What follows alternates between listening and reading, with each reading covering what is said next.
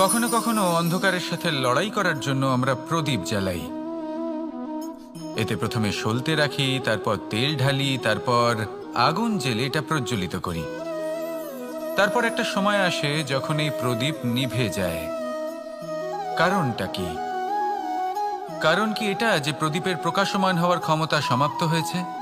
না, এই যে আগুন আমরা দেখতে পাচ্ছি, এই আগুনের জন্য যে শক্তির প্রয়োজন হয় তা আসে এই তেল থেকে।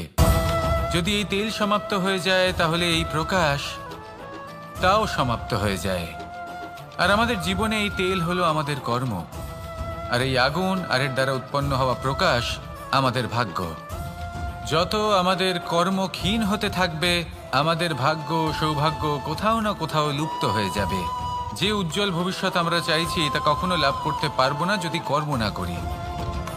ঠিক যেমন তেল ছাড়া অগ্নি উৎপন্ন হয় না, তেমনি কর্ম ছাড়া সৌভাগ্য হয় না। আর যেমন কর্ম তেমন ভাগ্য। তাই সবসময় কর্ম করতে থাকুন, কর্ম করা থামাবেন না। আর আমার সাথে ভালোবেসে বলুন, রাধা রাধা। জীবনে তিনটি বিষয় আছে, তিনটি বস্তু আছে, তারা যেন আপনাকে কখনো বশে না করে নিতে পারে। প্রথম হলো ধন। ধন যতক্ষণ আপনি ব্যবহার করতে থাকেন, যতক্ষণ তা আপনার কাজে আসছে, ততক্ষণ ঠিক আছে, এই ধন আপনার কাছে অমৃত। কিন্তু যখন এই ধন আপনাকে ব্যবহার করতে শুরু করে, বুঝে যাবেন যে আপনার পতনের সময় শুরু হয়েছে। দ্বিতীয় বিষয়, ফেলে আসা অতীত। যাই করুন, আপনি অতীত পাল্টাতে পারবেন না, আর এই সত্যিটা আপনিও জানেন। কিন্তু তাও এর বশবর্তী আমরা হয়ে পড়ি। আর যখন তাই হয়, তখন এই সংসারে আমরা যেখানেই যাই না কেন, যত বড়ই সুখ লাভ করি না কেন, সেই সব আমাদের কাছে তিক্ত বলে মনে হয়। তৃতীয় বিষয়, আপনার আশেপাশের মানুষ ভিন্ন ভিন্ন ধরনের মানুষ হয়, যাদের চিন্তা ভাবনা এবং দৃষ্টিভঙ্গি ভিন্ন ভিন্ন প্রকারের। যদি এদের বশবর্তী আপনি হয়ে পড়েন, তাহলে কেউ বলবে এটা করো, এটা ভালো। কেউ বলবে এটা করো না, ওটা করো, ওটা ভালো কাজ। কেউ বলবে এই দুটোই করো না, অন্য কিছু করো। এই কথাগুলিতে আপনি এতটাই জড়িয়ে পড়বেন যে আপনি লক্ষ্যভ্রষ্ট হয়ে পড়বেন। তাই এই তিন বিষয় থেকে সাবধানে থাকবেন। যদি কোনো কিছু বশ করতে হয়, তাহলে আপনাকে বশ করতে হবে আপনার আজকে, নিজের বর্তমানকে। এটা খুব প্রয়োজনীয়। এটা ভাববেন যে এই সময়ের সদ্ব্যবহার আমি কিভাবে করব, সময়কে শাসন কিভাবে করব, ওই কর্ম কিভাবে করব যাতে ভবিষ্যতে কখনো আমার আফসোস না হয়, বরং এই সংসার আমাকে নিয়ে গর্ব করবে, সেই কর্ম করুন। আর যখন আপনি এটা শিখে নেবেন, তখন আপনি নিজেই নিজেকে প্রকৃত অর্থে ভাগ্যশালী করে তুলবেন। আসুন আমার সাথে ভালোবেসে বলুন, রাধা রাধা। অনেক সময় আমরা কারোর নীরবতাকে তার দুর্বলতা ভেবে বসি। হতেই পারে সেই ব্যক্তি উত্তর দিতে চাইছেন না, হতে পারে অন্য কোনো কারণ আছে যা আমরা বুঝতেই পারছি না। সেই জন্য তাকে দুর্বল ভেবে নেওয়া অনুচিত। দেখতে গেলে এই বিশাল সমুদ্র এও কিন্তু নীরব, শান্ত হয়। কিন্তু যখন সে রুদ্র মূর্তি ধারণ করে, তখন কি হয়? সমগ্র সংসারকে বিনাশের পথে নিয়ে যায় এই সমুদ্র, প্রলয় সৃষ্টি করে। সেই জন্য কারোর সহ্য শক্তিকে দুর্বলতা বলে মনে করবেন না। কারণ যদি এই নীরবতা নিজেকে ভেঙে বেরিয়ে আসে, তাহলে তা বিনাশের সমস্ত সীমা পার করে যেতে পারে। তাই এই নীরবতাকে সবসময় বুঝুন, সবসময় একে সম্মান করতে শিখুন। আর আমার সাথে ভালোবেসে বলুন, রাধা রাধা। কখনো কোনো চাতক পাখিকে দেখেছেন? কথায় আছে যে বছরে মাত্র একবার সে তার তৃষ্ণা মিটিয়ে থাকে, আর তাও আকাশে ভেসে থাকা মেঘের দ্বারা ঘটানো বৃষ্টির জলের ফোঁটা থেকে। আর কোথাও থেকে সে তার তৃষ্ণা পূরণ করে না। সারা বছর সে নিদারুণ গরম সহ্য করে, তীব্র শীতও সহ্য করে, শুধু এই আশা নিয়ে যে বছরে একবার অন্তত সেই মেঘের ঘনঘটা হবে, বৃষ্টি হবে, আর সে তার তৃষ্ণা নিবারণ করবে। এটা আসলে কি? এটা আসলে বিশ্বাস। সেই বিশ্বাস যে বছরে একবার সেই মেঘ আসবে তৃষ্ণা নিবারণ করতে। যেমন দেখুন, একটা সূর্যমুখী ফুল সারা রাত অন্ধকারের সাথে যুদ্ধ করে, কারণ তার বিশ্বাস যে ভোরবেলায় সূর্য তাকে অবশ্যই দর্শন দেবেন। সেটাও বিশ্বাস ছিল যার উপর ভরসা করে মনু একটা নৌকা নিয়ে বেরিয়ে পড়েছিলেন এবং সমস্ত সৃষ্টিকে প্রলয়ের হাত থেকে বাঁচিয়েছিলেন। সেটাও ছিল ভালোবাসার প্রতি বিশ্বাস যার উপর ভরসা করে বানর এবং ভাল্লুক সেনা নিয়ে শ্রীরাম আক্রমণ করেছিলেন সমস্ত বরদানপ্রাপ্ত অসুরগণ এবং রাক্ষসগণের লঙ্কায় এবং জয় লাভ করেছিলেন। এই বিশ্বাসই হলো এই বিশ্বের আশা। বিশ্বাস রাখুন যে আপনি হলেন সর্বশ্রেষ্ঠ এবং শুধুই নিজের কর্ম করতে থাকুন। এই বিশ্বাসের আশাই আপনাকে প্রতি মুহূর্তে বল প্রদান করবে। এ হলো আমার বিশ্বাস। আসুন আর আমার সাথে ভালোবেসে বলুন, রাধা রাধা। যোগাসন। যোগাসনে আসন অত্যন্ত গুরুত্বপূর্ণ। এবার আমি বলবো সবথেকে শ্রেষ্ঠ আসন কোনটি। আশ্বাস। নিজেকে আশ্বস্ত করতে থাকুন যে আমি আছি, সব ঠিক হবে, যা হচ্ছে ভালোর জন্য হচ্ছে। এই আশ্বাস আপনাকে জীবনে এমন ধন্যাত্মক বিশ্বাস দেবে যে আপনি বড় বড় সমস্যার সমাধান করতে পারবেন। এবার যদি কথা বলি সবথেকে কঠিন সময়ের, তাহলে সেটা হলো বিচ্ছেদের। যা মা সীতাকে সহ্য করতে হয়েছে শ্রীরামের জন্য, রাধা কৃষ্ণকেও সহ্য করতে হয়েছে।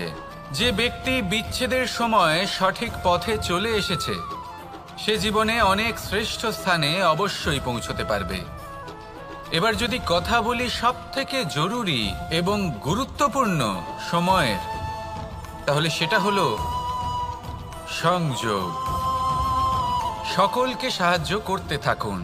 আপনি অন্যদের সাহায্য করে তাদের যত আনন্দ দিতে পারবেন ততটাই আনন্দ আপনারও জীবনে অবশ্যই আসবে।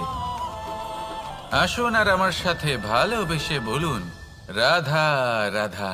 সংসারে সকলে উঁচুতে উঠতে চায়, কেউ নত হতে চায় না। সবাই এটা মনে করে যে নত হওয়ার অর্থ হলো তাদের আত্মসম্মান এবং অহংবোধের বিরুদ্ধাচরণ করা।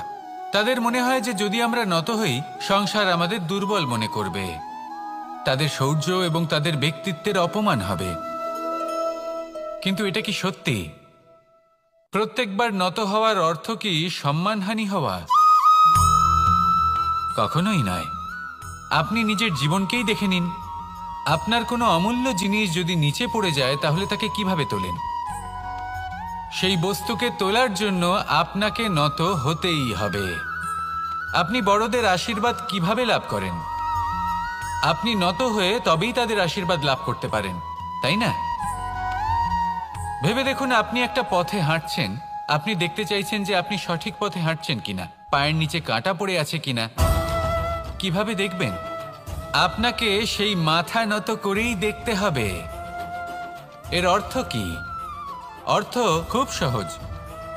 প্রত্যেকবার নত হওয়া অনুচিত নয়, সেটা কোনোভাবেই সম্মানহানি নয়। পরিস্থিতি অনুসারে এবং যেখানে প্রয়োজন আপনি নত হতে শিখে গেলে আপনি অনেক কিছুই লাভ করতে পারবেন। জ্ঞান, মান, গুণ, বিশ্বাস। সেই জন্য প্রয়োজন এবং পরিস্থিতি অনুসারে নত হতে শিখুন। এতে অনুচিত কিছুই নেই। আত্মসম্মান থাকা অত্যন্ত প্রয়োজনীয়, কিন্তু তা যেন কখনো অহংকারে পরিণত না হয়। এই বিষয়ে অবশ্যই নজর রাখবেন এবং আমার সাথে ভালোবেসে বলবেন, রাধা রাধা। আমাদের জীবনে অনেক ধরনের ব্যক্তি এসে থাকেন। কেউ কেউ আমাদের সাথে থেকে যান, কেউ আমাদের থেকে দূরে চলে যান। কেউ ভালো মানুষ হন, কেউ খারাপ মানুষ। কিন্তু আমরা সবসময় সেই সময়টাকে নিয়ে দুঃখ প্রকাশ করি যখন আমাদের জীবনে কোনো খারাপ ব্যক্তি প্রবেশ করেন। তারা আমাদের খারাপ অনুভূতি দেন, দুঃখ দেন, কষ্ট দেন। আমরা সবাই তাকে ভালো মন্দ কথা বলি। কিন্তু কেন? এমন বিভিন্ন ধরনের মানুষ, খারাপ মানুষ, ভালো মানুষ সবার জীবনেই আসেন এবং সকলকেই একটা অমূল্য শিক্ষা দান করে যান। এবার আপনি নিজেই ভেবে দেখুন, জীবনে যখন প্রথমবার আপনি আগুন স্পর্শ করেছিলেন তখন আপনি একটা শিক্ষা লাভ করেছিলেন যে আমাকে আগুনের থেকে একটু দূরে থাকতে হবে। তারপর আস্তে আস্তে আপনি শিখলেন যে কিভাবে এই আগুনকে নিয়ন্ত্রণে রাখতে হবে। তারপর আপনি শিখলেন যে কিভাবে নিজের জীবনে তাকে প্রয়োগ করতে হবে, তা সে অন্ধকারে প্রকাশ লাভ করার জন্য হোক বা খাবার বানানোর জন্য। সেইভাবেই কোনো খারাপ ব্যক্তি যখন আপনার জীবনে আসে কোনো শিক্ষা দিয়ে যান, তার প্রতি কৃতজ্ঞ থাকুন। তার বিষয় খারাপ ভাবার বা খারাপ অনুভূতি নিয়ে থাকার কোনো প্রয়োজন নেই। সেই শিক্ষা লাভ করুন, ইতিবাচক মনোভাব নিয়ে জীবনের সামনে এগোতে থাকুন। কেউ নেই যিনি আপনাকে বাধা দিতে পারেন। আসুন আমার সাথে ভালোবেসে বলুন, রাধা রাধা। অনেক সময় আমরা জীবনে অনেক মানুষকে এমন বলতে শুনে থাকি যে আমি অসফল হয়েছি কারণ আমার সময় ভালো যাচ্ছিল না। আমি এই জিনিসটা লাভ করতে চাইছিলাম কিন্তু করতে পারলাম না কারণ আমার সময়টা ভালো যাচ্ছিল না। আমি আমার জীবনে ওই মহান কাজটা করতে চাইছিলাম কিন্তু করতে পারলাম না। কেন? কারণ আমার সময়টা ভালো যাচ্ছিল না। কিন্তু যে মুহূর্তে ভালো সময় আমার জীবনে আসবে আমি সব কিছু প্রাপ্ত করব। এমন প্রায় প্রত্যেকেই বলেন। আসুন একটা কথা বোঝা যাক। একজন মালিকে দেখুন, সে প্রত্যেক দিন গাছের সেবা করে, তাকে জল দেয়, তার যত্ন আত্তি করে। কেন? প্রত্যেক দিন সেই গাছ ফল দেয় না। সঠিক সময় এলে তবেই সেই গাছ ফল দেয়, কিন্তু প্রত্যেক দিন মালি তার সেবা করে, তাকে যত্ন করে। শুধুমাত্র তখন করে না যখন সেই গাছ ফল দিতে সক্ষম। আর যদি মালি গাছের যত্ন প্রতিদিন না করে তাহলে হয়তো সেই গাছ ফল দিতেই পারবে না। এটাই হলো আমাদের জন্য একটা শিক্ষা।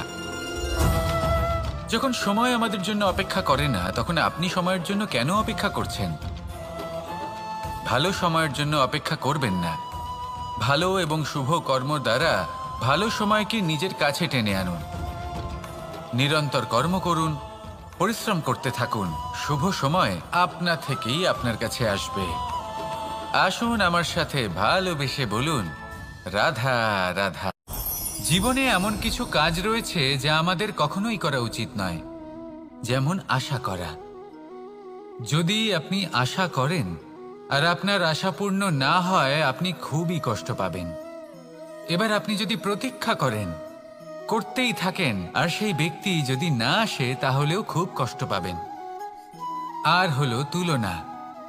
আপনি যদি তুলনা করতে যান তাহলে এটাই ভাববেন যে হয় আমি বা অন্য কোনো ব্যক্তি, এই দুজনের মধ্যে কোনো এক ব্যক্তি নিকৃষ্ট।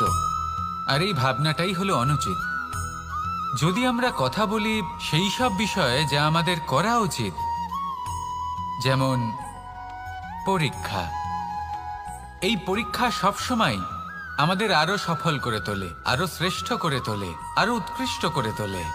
আসন্ন মহাসংগ্রামের জন্য আমাদের প্রস্তুত করে তোলে এই পরীক্ষা।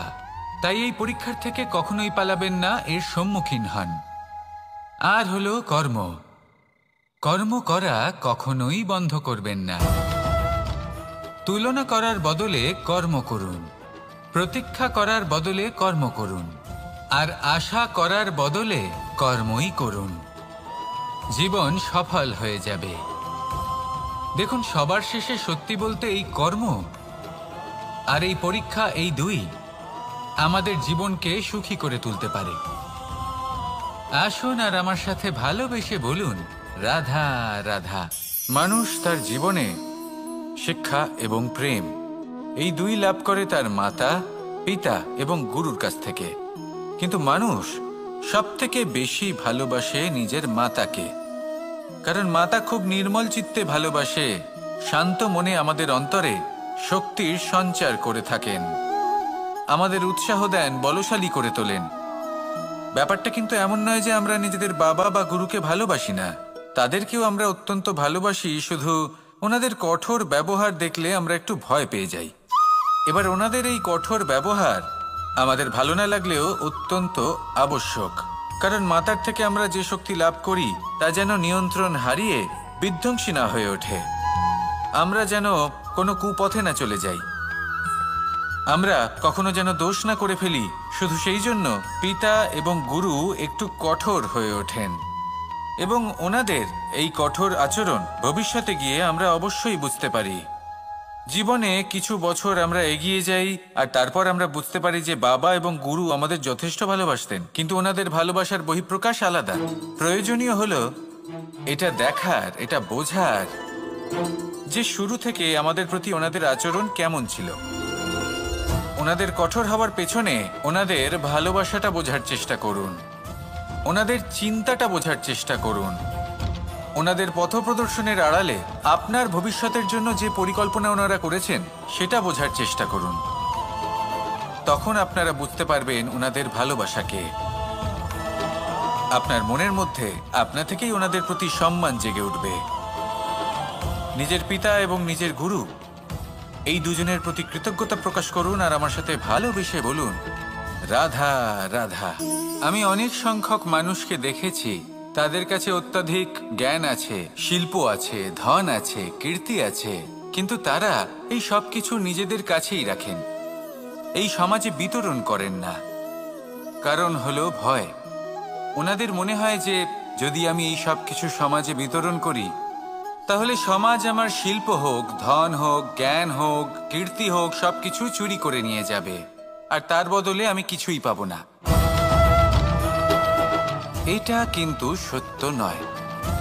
সত্য হলো এটাই যে যদি আপনি নিজেকে এই সংসারের প্রতি সমর্পিত করেন তাহলে এই সংসার আপনার প্রতিও সমর্পিত থাকবে। আপনি শুধু ধন, জ্ঞান, কীর্তি, সম্মান পাবেন তাই নয়, বরং এই সমাজ আপনাকে নিজের চোখে হারাবে, মনের মধ্যে স্থান দেবে। তাই এই ভয় ত্যাগ করে দেখুন কিভাবে এই সমাজ আপনাকে প্রেম সমর্পণ করে। আসুন আমার সাথে ভালোবেসে বলুন, রাধা রাধা। জীবন কিসের উপর নির্ভরশীল? ধনের ওপর, বৈভবের ওপর, নিঃশ্বাসের ওপর না, এই জীবন নির্ভরশীল বিশ্বাসের ওপর। বিশ্বাস নিজের ওপর, বিশ্বাস আমাদের আপনজনের ওপর। কিন্তু যখন এই বিশ্বাস ভেঙে যায় তখন মানুষের মনও ভেঙে যায় আর তারপর সে অন্য কিছু করতেই পারে না। তখন কি করা যেতে পারে? 3টে কাজ আছে যা আপনি করতে পারেন। প্রথম, ভালোবাসা।